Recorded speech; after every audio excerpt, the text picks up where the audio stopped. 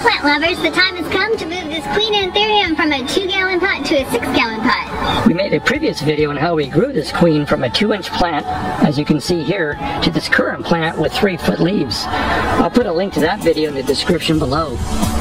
We live in Sacramento, California, which has a dry Mediterranean climate. We grew this plant in our dining room with no added humidity. Our house humidity typically runs 40 to 50%. Hey Janine, why are we moving this plant to a larger pot?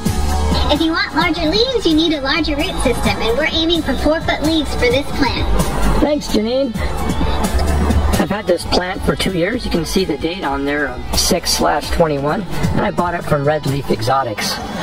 The plant has been in this 2-gallon pot for approximately 8 months, and we're now going to go ahead and put it in this 6-gallon pot. The first step is to remove the plant from the pot, and I found the easiest way to do that is to open the pot itself.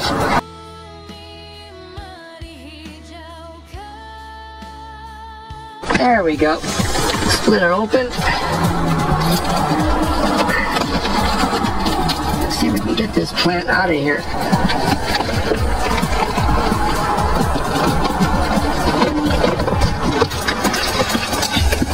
There we go. Let's take a look at the roots. They look extremely healthy growing in the sphagnum moss. Had great luck with sphagnum moss, and we're going to continue to use sphagnum in the new pot. You can see how much more room there is around this plant for added sphagnum moss for more root growth. Although this pot is taller than the previous pot, it is not covering this area, and you can see there's roots that want to grow, and they're not going to grow with this situation. The way people would normally deal with this is to put a moss pole behind here so these roots would grow into the moss pole. But I'm going to try a different technique here that I've never done before, but I think it's going to work. So the idea I want to try is taking this 2-gallon pot, cutting the bottom out, and then putting it on top of this pot, packing it with potting mix, and allowing these roots to have a much bigger area to grow into than just a moss pole. So we're going to give that a try and see how it works. So here's a 2-gallon pot. I cut the bottom out, and I made some grooves for the leaves, and it's going to fit just like this. And you can think of this as a super moss pole. I think it's going to work real well. Let's go ahead and plant this plant now. This is the best quality sphagnum moss you can get. It's from New Zealand, and I highly recommend this for your best plants. So we're going to be using this, some grow stone for aeration, and also a little bit of cocoa coir chips for aeration. So we're going to mix up some potting mix right now. And we're going to go ahead and throw a bunch of sphagnum moss in here. Just breaking up the sphagnum moss. This is such good sphagnum moss. There's no branches in it. Super good sphagnum moss. I'm going to add a bunch of grow stone in here. And then a little bit of this cocoa chips. So here's our mix right here. And the base of this is a little uneven, so we're going to add a little bit in each little corner here to flatten this out on the bottom of the plant.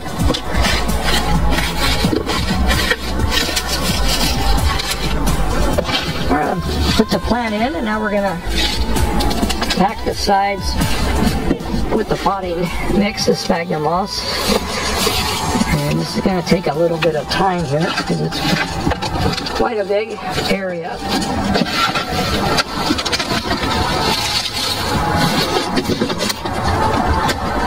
Put the name tag on it. Looks like I'm going to have to make some more mix, so we'll go ahead and do that.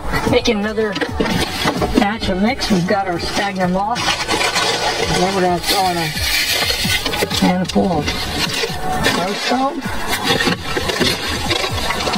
And then a little bit of this cocoa coir chips. And then mix it up nice good. And our plant's ready for more. Alright, put some more in here. All 4 corners. I'm going to use a screwdriver and try to pack it in here.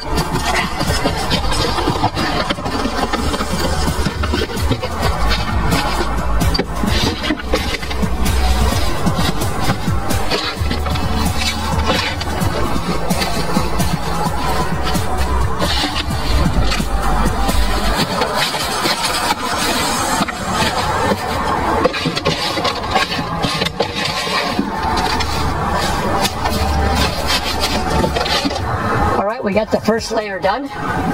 Looks good. We're going to go ahead and water it and then put on the next layer. The sphagnum moss takes quite a bit of water to get it wet.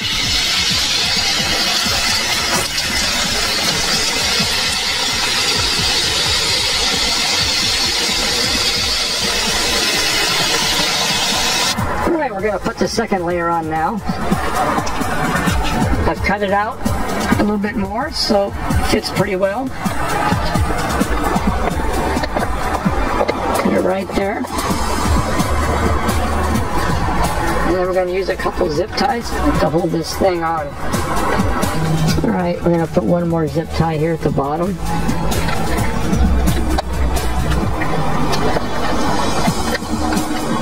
Alright, looks perfect.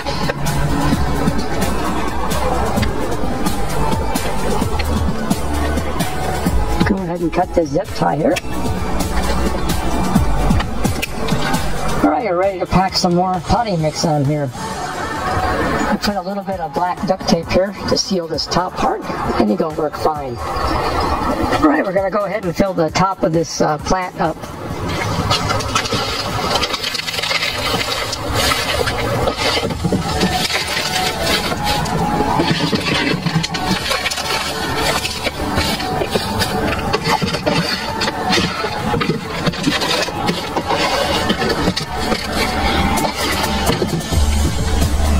Alright, we are done. We're going to go ahead and water this plant and bring it in the house.